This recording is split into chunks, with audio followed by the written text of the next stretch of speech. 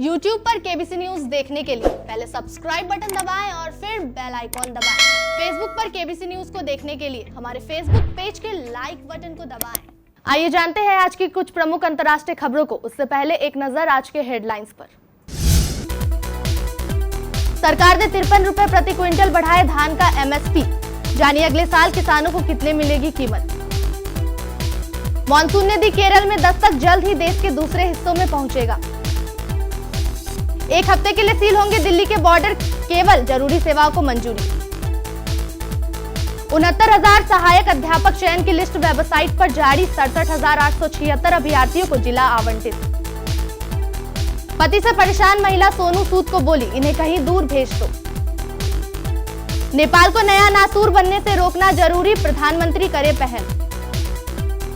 पूर्वी लद्दाख के पास चीनी लड़ाकू विमानों से भरी उड़ान, भारत की करीबी नजर। लंदन के कैफे में देखे जा रहे बीमार नवाज शरीफ, वायरल हुई तस्वीर के बाद सियासत तेज। मारुति, महिंद्रा, हुंडई समेत ऑटो कंपनियों को सेल पर लॉकडाउन की मार, मई में 86% गिर गई बिक्री। वाजिद का सहारनपुर से था खासा लगाव, नहीं छोड़ते थे पुश्तैनी घर आने का कोई मौका।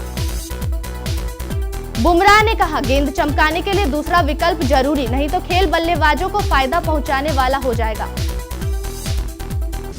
सरकार ने फसल वर्ष 2020-21 के तहत धान का न्यूनतम समर्थन मूल्य सोमवार को 53 रुपए प्रति क्विंटल बढ़ाकर 1,868 रुपए प्रति क्विंटल कर दिया। इसके साथ ही तिलहन समेत दलहन और अनाज में MSP दरें भी बढ़ाई गई। प्रधानमंत्री नरेंद्र मोदी की अध्यक्षता में मंत्रिमंडल द्वारा लिया गया यह फैसला किसानों को यह तय करने में मदद करेगा कि दक्षिण पश्चिमी मानसून के आवागमन के साथ वे किन खरीफ फसलों की बुआई करें। धान मुख्य खरीफ फसल है और इसकी बुआई पहले से ही शुरू हो चुकी है। अभी तक 35 लाख हेक्टेयर के रकबे में धान की बुआई की जा चुकी है। मौसम विभाग ने जून-सितंबर की अवधि के दौरान सामान्य मानसून का अनुमान लगाया है। 2 महीने की चिलचिलाती गर्मी के बाद देश को अब राहत मिलने के आसार हैं। भारतीय मौसम विज्ञान विभाग ने बताया कि मानसून भारत में दस्तक दे दी है। विभाग ने बताया कि दक्षिण पश्चिमी मानसून केरल पहुंच गया है। इससे केरल में बारिश होने की संभावना है। जल्द ही यह देश के दूसरे हिस्से में भी पहुंच जाएगा। दक्षिण पश्चिमी मानसून केरल में दस्तक देने के साथ ही 4 महीने का लंबा बारिश वाला मौसम शुरू हो गया। IMD के महानिदेशक मृत्युंजय महापात्र ने कहा कि दक्षिण पश्चिम मानसून ने केरल में दस्तक दे दी। जून से सितंबर तक चलने वाला यह मानसून की वजह से देश में 75% बारिश होती है। मौसम का पूर्वानुमान लगाने वाली निजी एजेंसी स्काईमेट ने 30 मई को मानसून आने की घोषणा की थी, लेकिन IMD ने इससे इनकार करते हुए कहा कि इस तरह की घोषणा के लिए अभी स्थितियां बनी नहीं है। दिल्ली के मुख्यमंत्री अरविंद केजरीवाल ने राज्य में कोरोना वायरस की स्थिति को लेकर सोमवार को एक प्रेस कॉन्फ्रेंस की। मुख्यमंत्री केजरीवाल ने कहा कि दिल्ली के बॉर्डर एक हफ्ते के लिए सील होंगे। हालांकि इस दौरान केवल पास के जरिए जरूरी सेवाओं से जुड़े लोग आवाजाही कर सकेंगे, यानी आवश्यक सेवाओं को इससे बाहर रखा गया है।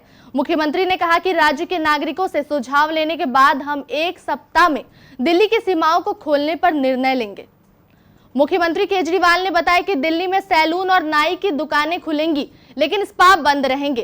पहले जो खोल दिया गया है वह खुला रहेगा।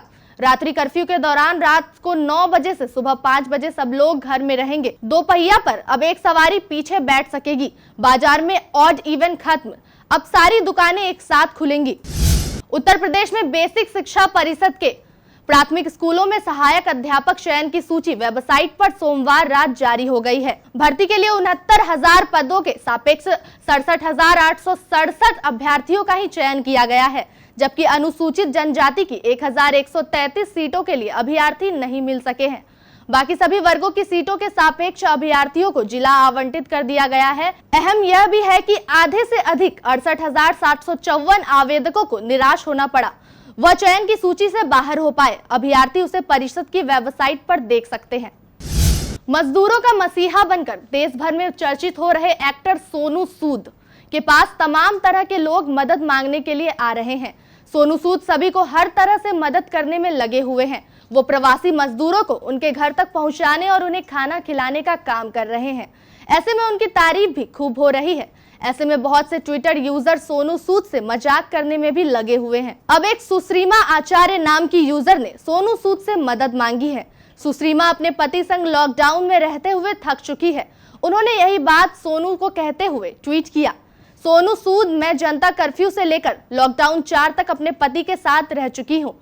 क्या आप उन्हें कहीं भेज सकते हैं या फिर मुझे मेरी माँ के घर भेज दीजिए, क्योंकि मैं अब उनके साथ और नहीं रह सकती। महिला के ट्वीट का जवाब देते हुए सोनू ने लिखा, मेरे पास एक बेहतर प्लान है, आप दोनों को एक साथ में गोवा भेज देता हूँ, क्या कहते हैं। नेपाल में राजनीतिक घटनाक्रम मोड़ ले रहा है। वहां की संसद में नक्शे में बदलाव को लेकर पेश हुआ प्रस्ताव भारत के कूटनीतिक जानकारों में चिंता पैदा करने लगा है।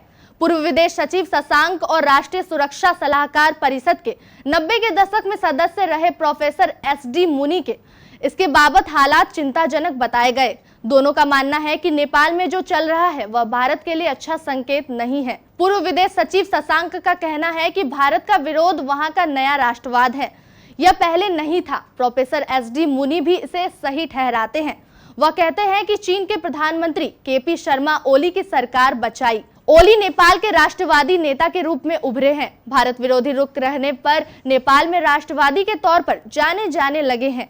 प्रधानमंत्री ओली इस समय सबसे बड़े राष्ट्रवादी नेता हैं। वास्तविक नियंत्रण रेखा पर चीनी लड़ाकू विमानों ने 100 से 150 किलोमीटर दूर होतान और गरगुंसा एयरबेस से पूर्वी लद्दाख के निकट सीमावर्ती क्षेत्रों में उड़ानें भरी हैं। भारत इन चीनी लड़ाकू विमानों की गतिविधियों पर करीब नजर रख रहा है। सूत्रों ने कहा है कि चीन के एयरबेस पर 10 से 12 लड़ाकू विमानों को तैनात कर रखा है और ये भारतीय क्षेत्र के आसपास उड़ानें भर रहे हैं। भारत इन J-11 और J-17 विमानों की गतिविधियों पर निगाहें बनाए हुए हैं, जो LAC के 30 से 35 किलोमीटर के करीब तक उड़ानें भरते हैं। हालांकि सूत्रों के मुताबिक अंतर्राष्ट्रीय मानकों के अनुसार वे भारतीय क्षेत्र से 10 किलोमीटर से ज्यादा दूर ही रहे। एक तरफ पाकिस्तान के पूर्व प्रधानमंत्री नवाज शरीफ के खिलाफ गैर जमानती वारंट जारी किया गया है, दूसरी तरफ उनकी तस्वीर एक बार फिर सोशल मीडिया पर वायरल हो रही है कि वो लंदन के एक कैफे में अपनी पोतियों के साथ खाना खा रहे हैं। नवाज शरीफ पिछले कई महीनों से कोर्ट की इजाजत लेकर इलाज के सिलसिले में लंदन में हैं।